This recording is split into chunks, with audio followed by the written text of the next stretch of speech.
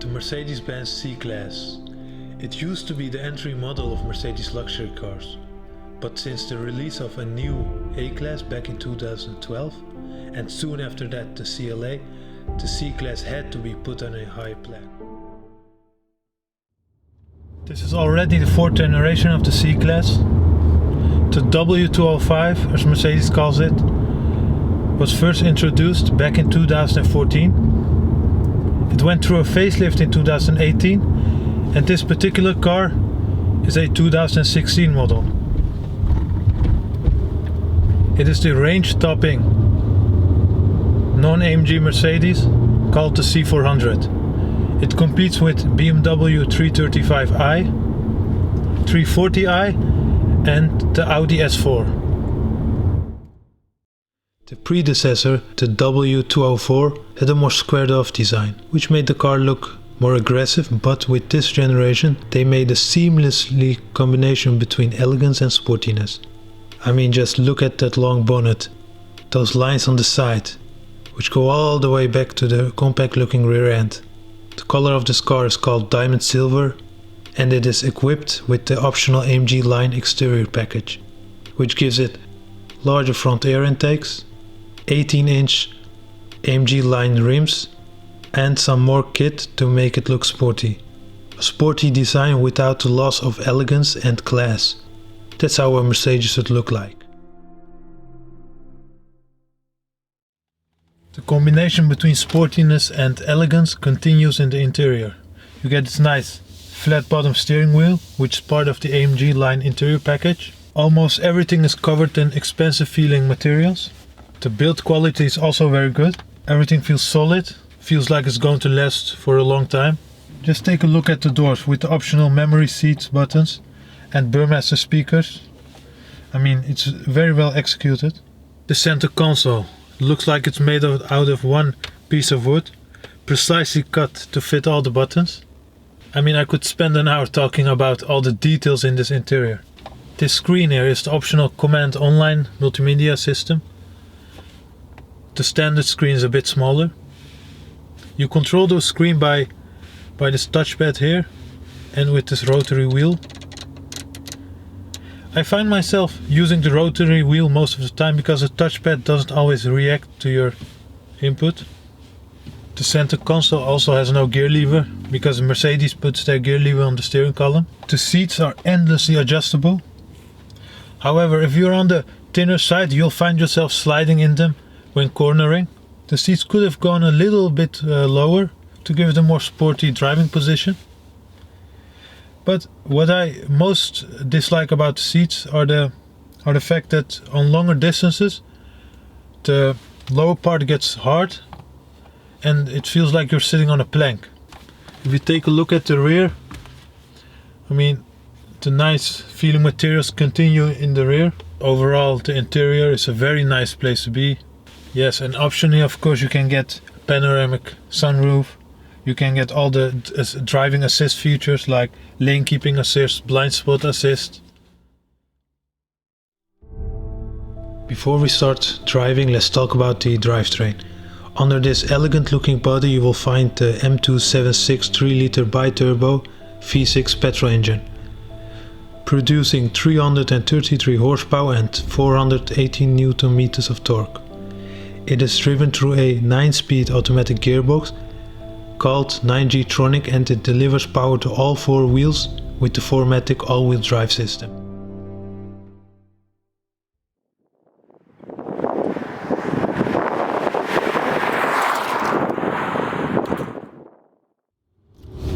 The C Class has 5 different drive modes, 4 fixed ones and an individual setting that you can configure yourself. You can switch between them by using the agility select button down here. Well then, the first driving mode is Eco mode. That's mainly for efficient driving. The steering and suspension are set to the comfort mode in Eco mode. I will talk about the steering and suspension later on.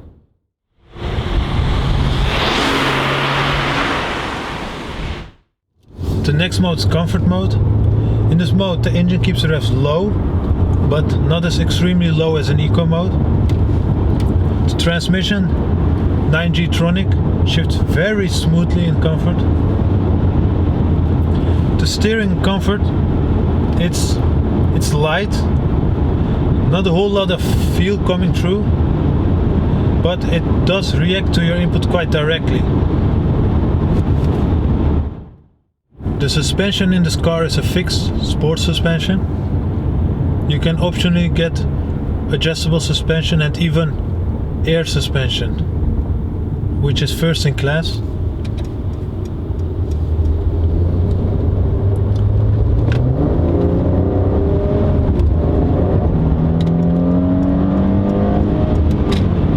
That was a kick down in comfort mode. So you see, even in comfort, if you kick the engine down, if you fully accelerate, the gear shifts are still very smooth. Of course, they are a bit slower than in the sport mode, for example, but it still shifts very fast and smooth in comfort. But let's get back to the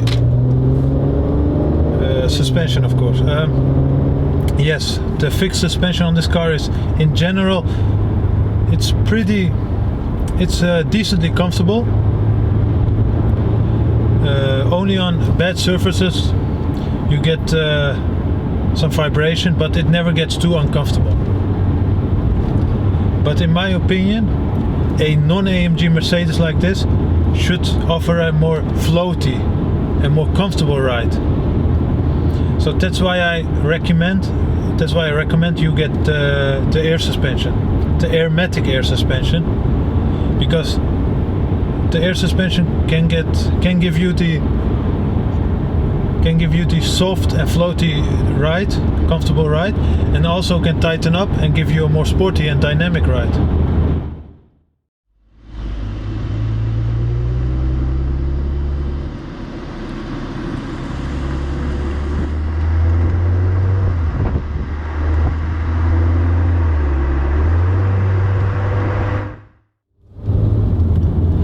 Now let's move on to sport mode.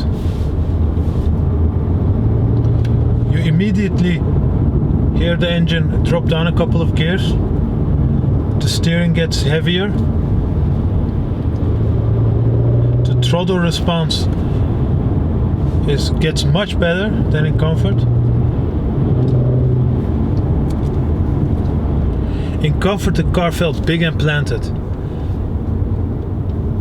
In sport mode, the car still feels planted, but also much more agile. The steering might have become more heavy and a little bit more direct, but still the steering feel isn't very good.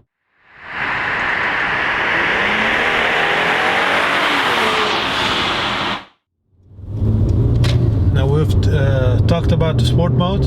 Let's move on to Sport Plus mode. In Sport Plus, the engine drops even more gears, keeps the revs very high. The throttle response is even better now.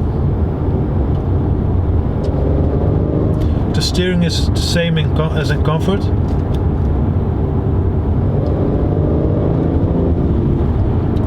In Sport Plus, the car gives you as much power as possible.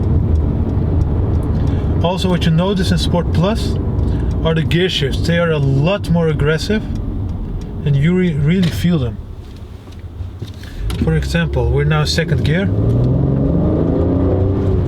third,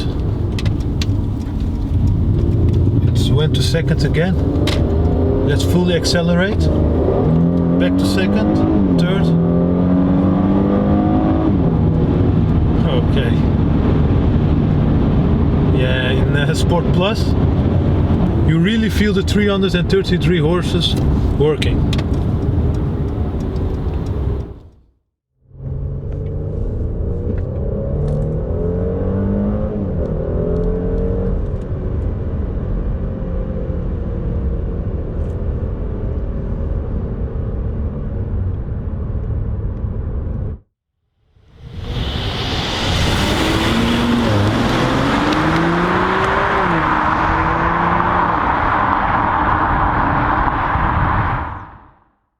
last but not least, the individual mode. I will be putting the steering in sport, the transmission in manual. Let's see how the transmission responds when you manually shift it with the pedals behind the steering wheel. 6th, 5th, 4th, 3rd, 4th, 5th. It's for a non-AMG model and a automatic gearbox. It responds 4th, 3rd. It responds very well in my opinion. 2nd, okay. Now in 2nd. Let's get out of this roundabout and fully accelerate the 2nd manually. 3rd, 4th, okay. If you shift the car manually, it responds very good. I'm very surprised by this. It isn't even a dual shift, a dual clutch. So, wow. I mean, 6th, 5th, 4th, 3rd, 2nd. Okay, it shifts very fast. And this isn't even a AMG transmission. So the transmission to 9G Tronic automatic transmission is very good. It can shift smooth, it can shift fast. So definitely well accomplished.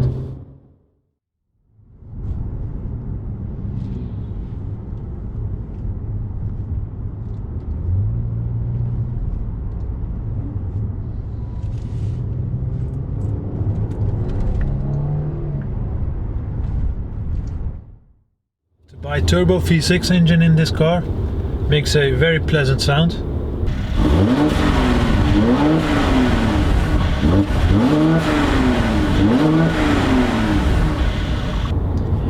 Even on lower RPMs, you hear the engine very well.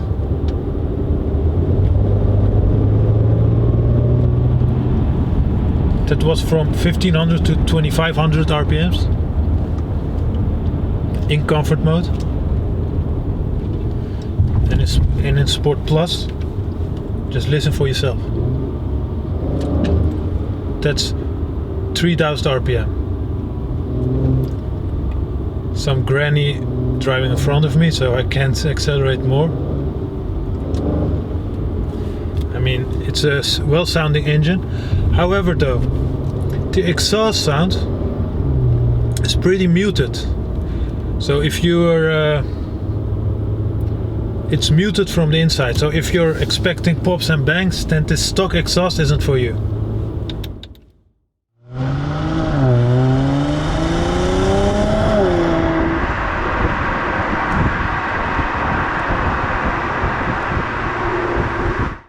And what about the brakes? Also a very important component when you have a lot of horsepower.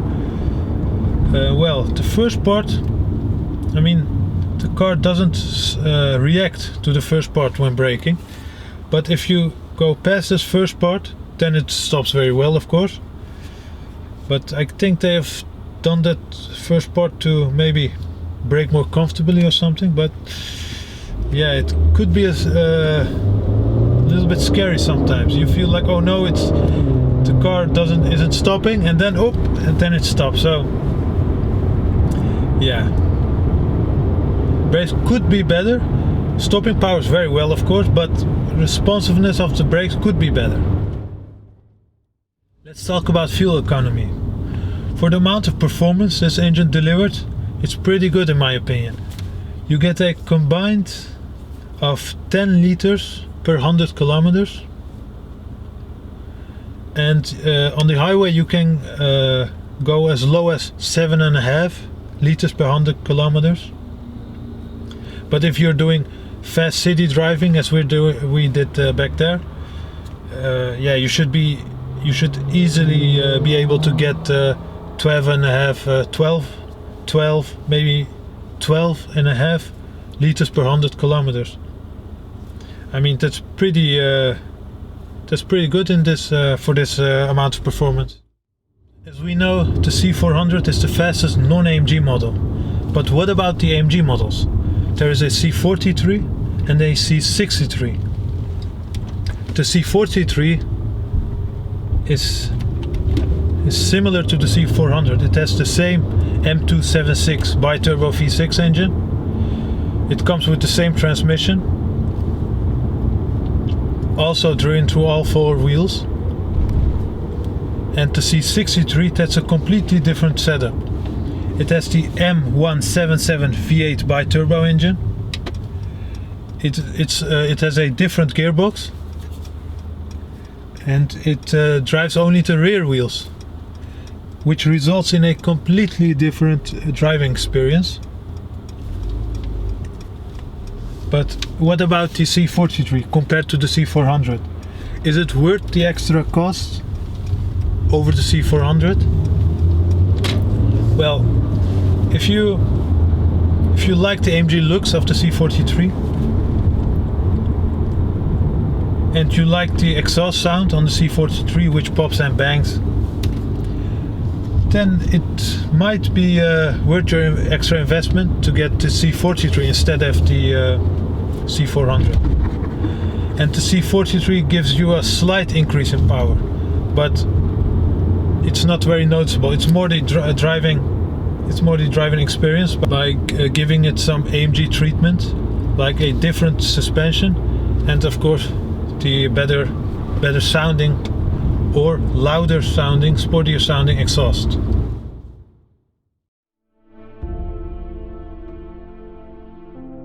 Well then, the Mercedes C400. It looks elegant yet sporty. It can be comfortable yet dynamic.